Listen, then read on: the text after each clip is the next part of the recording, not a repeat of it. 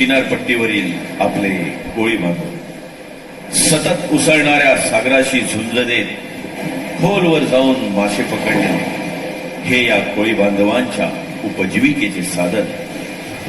पावसाळ्यात खवळलेल्या समुद्राला शांत करण्यासाठी हे कोळी बांधव नारळी पौर्णिमेला सागराची पूजा करून त्याला आरती करतात. नारळी पौर्णिमेच्या दिवशी नटून सजून आपल्या पारंपरिक वेशात हा कोळी समाज सागराच्या पूजेत जातो. पहा पहा, कोळीवाड्यातील हे कोळी बांधव नाचत नाचत सागराच्या पूजेला निघाले सुद्धा.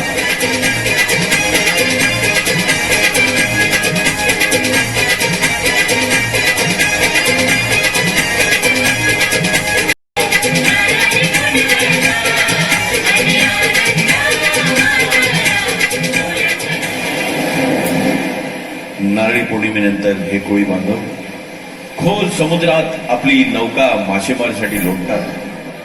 अथांग उसळणाऱ्या लाटा व वादळाशी सुंद देत मासेमारीला सुरुवात होते. इतकी मेहनत करूनही या कोळ्यांच्या जाळ्यात मुबलक मासे लागतातच असं नाही, परंतु तरीही खचून न जाता हा दर्याचा राजा आपले काम सुरूच ठेवतो.